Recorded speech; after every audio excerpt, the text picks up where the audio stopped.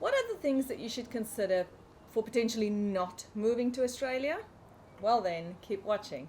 Hello world, wake me up to another good morning, time to go. Oh, we are all looking for adventure.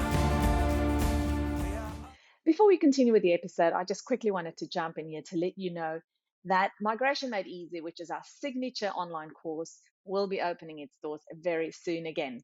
If you are serious about making your way over to Australia as soon as possible and you want to become a part of the best community on the internet, you want to make sure that you are on our waitlist. www.chamonixtv.com.au/waitlist. And we will teach you everything that you need to know in order to maximize your chances to make it to this amazing country as soon as possible. All right, let's jump into the episode. Hi there, and welcome back to episode 132.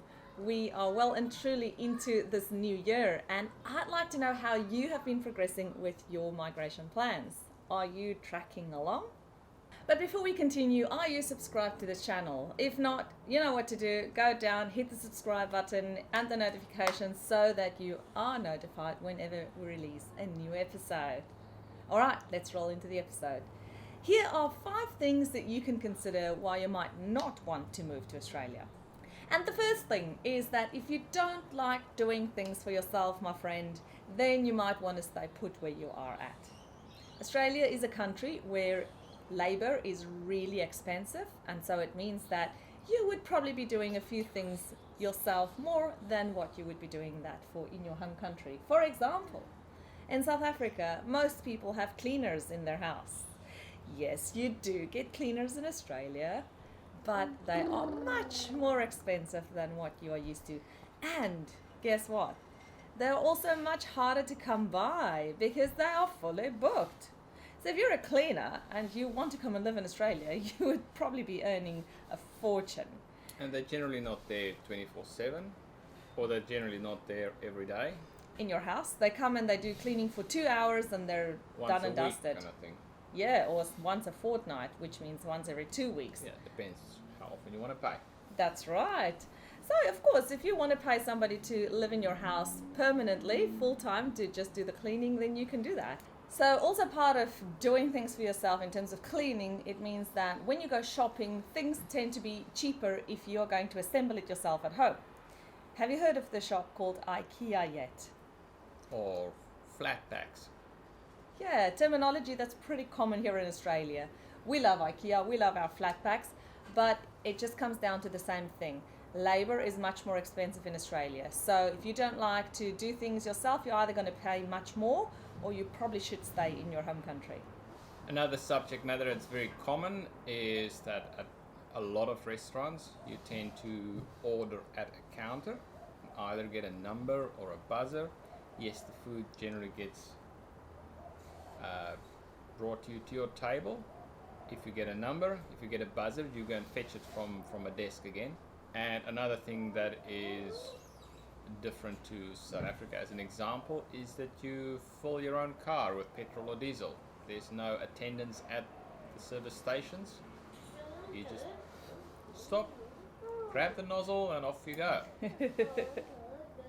Well, you can't just go once you're done, you still have to pay. But The second reason why you might want to consider not moving to Australia is if you just don't like to feel isolated or feel like you're a little bit away from the traditional Western world. Living in Australia means that you are far away from many things. You are, of course, close to things in Australia, but you are far away from most other countries. And so it could sometimes feel to you that you are just that little bit further distance from it. For example, when we are awake here, it feels like everybody else in the world is asleep. And when we are asleep, it feels like everybody else in the world is awake. except for those in New Zealand. Of course, they're a little bit ahead of us. Our Kiwi mates, you're in this with us. Of course, this won't be the same for people from Asian countries, but if you are generally from the Africas, Europe, or the Americas or Canada, then this is where you might feel a little bit different about it. The third point is that if you don't like heat, then Australia ain't for you, my friend.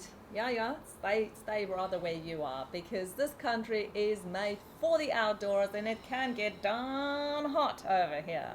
Doesn't mean there's no places that get cold and really cold, but generally speaking, it's hot. Australia is a country that's built for the outdoors, and people tend to embrace the outdoors. And that means that you do get flies outside when you go outside, and you do get mosquitoes, and you definitely do get the heat. So it's a country that's perfect if you like those things. But you can ski, because it does snow in some places, but that's really the small minority, and it's really small places that you like, small areas that cater for those. Tasmania is a whole island that you can go to where it gets much colder, generally speaking. But if you're on mainland Australia, most of the time you'll be feeling like it's a really great temperature, or really hot in summer, and humid if you're on the tropical side, or if you're on the western side, it can get like such a dry heat that often feels, we always say it's like feeling like there's a heater that blows the wind into your face. The further south you go, the colder it gets, and the further north you go, you must time it well, otherwise it's very unpleasant. Now, number 4 is a interesting topic: creepy crawlies. Now, we don't have large predatory animals, okay, probably except for saltwater crocodiles, but otherwise, and sharks. The rest are Very amongst tiny. us, but there are plenty. So, and we'll strip it up into two categories. One is ocean life. There's a few ocean creatures that you don't necessarily get other areas of the world that can be very dangerous. First one. The blue-ringed octopus. No, it's not something I knew ever, but it's a small octopus, but apparently it's one of the most deadly creatures on the planet. Box jellyfish, but you only get them sort of northern parts of the coast, and not really generally on the west coast, but northern coasts, and I would say northern half of the Queensland coast. Yeah. And only some seasons of the year. Yes, and of course sharks and crocodiles, as Carl just said, well, saltwater crocodiles specifically. The thing that we're used to freshwater crocs in South Africa, but saltwater crocs here, the thing is that they come in the ocean, like they live in the ocean. So not everywhere, some parts, the tropical parts of Australia. So when you go for a swim, you might want to consider not only the sharks, who tend to be deeper, but you might have crocodiles in the ocean. So yeah, just, be careful when you do that. And also, a lot of people who go swimming in the ocean waterways don't always take into account the crocodiles that might be there. And then, but saltwater crocodiles are also mainly the northern parts of yes, the that's country. what I say, the tropical parts, and However, warmer. The waterways more south, if you would consider freshwater, you actually do get sharks in there. And it's muggy water, so you can't see, so this surprised quite a few people. So it's, And then something called a textile cone snail. Now, if you've heard of it before, please let us know below. Let us know below, because it wasn't something I knew about. hello. But apparently the textile cone snail has venom to kill up to 60 adults. Yeah, I know. Yeah. Anyway, so some scary stuff happening in the oceans and in the waters. But we also have some scary stuff on the land. And yes, they're not as big as we have the leopards and the lions and things in Africa. But here in Australia, they can come in really small packages, and they can certainly kill you. So the main crawlies that we're referring to are snakes and spiders, of which we have plentiful. The two main spiders that's probably worth mentioning here that can be fatal are the funnel web, which is mostly on the east coast, and then the redback, which is a family of the black widow spider. And you get them in heaps and bounds on the west coast. They generally get them everywhere, but west coast is very, very renowned for redback spiders. We killed a lot of them at our house in Perth. Like, they're very common. They're not aggressive, but No, they stay They're at their out. own. But the thing is, they live under the chair or in the corner of something or where children's toys maybe they like to make a little nest inside the little black bikes that the kids ride on or wherever. So you don't know when the child might accidentally touch it, and then of course you don't want to be running that risk. But because 90% of the population in Australia are based around the coast, most people are really up to, I guess, potentially being in touch with the sea animals that are so dangerous, as we've just spoken before. Whereas, generally speaking, in South Africa or most other countries, many other countries, the populations are equally distributed, or many people live inland as well, not by the coast. But in Australia, if you look at the map, you'll see 80-90% of the people literally live just around the coast, and there's almost nobody in the middle of Australia. So hence the reason why the sea creatures that are venomous are such a big danger, I guess, comparatively to the land creatures. Now, apart from spiders, Australia is very well known for its snakes. Now, there's about 140 species, of which 100 are venomous, and about 12 of them can be deadly. So that is quite a extensive, I would say, list of deadly snakes that you get around here, but I've seen almost very, very few. Yeah. In our, how many years? 18 years. In 18 years, we've seen very few. So there are plenty, but you don't walk into a snake every day. No. We did see one about a week ago. It was this big. Yeah. It's like people asking, do lions walk in the streets in South Africa? No, they don't. And that brings us to our last point. And if you are very status conscious, then probably Australia is not your place. Australia is a country that is very accepting of many things, and a lot of minority groups, which are great if you're in a minority group, and it's very pro-social rights, and it looks after its people really good. And that also means that people regardless of what your background is and what your qualifications are, you probably might be living in the same street than somebody who's got a lot of qualifications, and you might even be driving a nicer car than them, who knows? Because as we said so many times before, labour is really expensive in Australia, and if you are potentially, let's say, a gardener, or you are an electrician, or you are a doctor, or you are a flight attendant, it doesn't matter. Most people can earn quite a lot of money in Australia regardless of your qualification, because of the system where people without qualifications can be paid the same or much more than people with qualifications. So yeah, if you are socially very aware of who you are, what you drive, and as we tend to get in South Africa a lot, where your occupation and the suburb you live in is one of the most important things for a lot of people, then in Australia you're going to be probably ousted pretty quickly, because people don't want to know about other people thinking that they are better than somebody else. Yeah, and I think people just generally don't care, really. They care about the person, not what you own or what you wear, or it's more just on the person. And yeah, and that's what it should be about. It should be about who you are inside, not what your qualifications or your car is that you drive.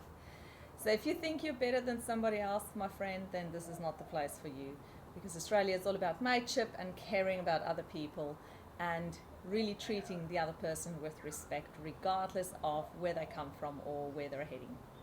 So that then flows into the fact that there's very few exclusive areas or exclusive clubs. Yeah, you do find it, but it's generally in the minority, and most scenic places are generally open for the public. There's quite often a street between, say, like the ocean or the beach and the first row of houses. Yes, you do get some places where you have literally houses on the beach, but it's not that common. And that is so that everybody, regardless of who you are, have access to the beach or have access to certain scenic areas, even if it's inland or landscapes or mountains or whatever the case might be. Yes, there are very expensive, which makes it exclusive properties around Australia, but generally speaking, access to those areas is not restricted by status or membership or whatever the case or might money be. for that matter. Yeah. Because again, having exclusive access puts you in a category where you think you're better than somebody else. It's only for us and only for the elite, and Australians don't like that, my friend. So yeah, if you think that you are better than somebody else and you want to just keep stuff to yourself, then this is probably not the place for you. All right, those are our 5 points. I hope you've enjoyed listening to our point of view on the 5 reasons why you might consider staying in your home country. Of course, none of those worked for us because we didn't want to stay in our home country. None of these 5 things scared us away. In fact, some of them can be quite big draw cards for some. So those are, as I said, 5 reasons that you might consider not coming to Australia, but they might actually be 5 reasons for some of those reasons might be particular reasons for other people who do want to move to Australia because of that. Some people in minority groups might want to move to Australia because they know that when they're here, they will be supported and they will be looked after. Some people really like the heat and like the outdoors, and that might be a reason why it would pull you to come and live in Australia. So the question of the day is, let us know below which one of these 5 things might put you off from coming to Australia, and if you already are in Australia, which one of those did bother you the most. Thanks for watching. If you want to consider propelling yourself to Australia faster, you might want to consider joining Migration Made Easy, our popular online 8-week course, which just makes everything moving to Australia much easier for you. We provide you with all the information, the tools, and knowledge that you need to have in order to make this incredible place your reality too, and to come and live a life of fairness, of opportunity, and of freedom. Hit the subscribe button, you know the drill, bell, notification, all the things. Go to chamonixtv.com.au/waitlist to put your name on our waitlist so that you know whenever we open the doors to Migration Made Easy again. And that's it, my friend. Thanks for watching. We hope you enjoyed it. Share it with a friend. Share it with an enemy too, if you want them to move away.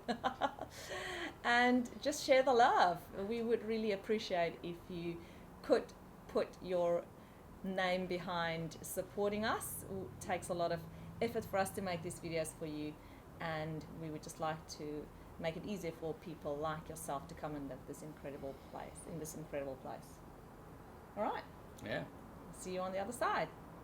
Goodbye, my future Australian amigos. Bye.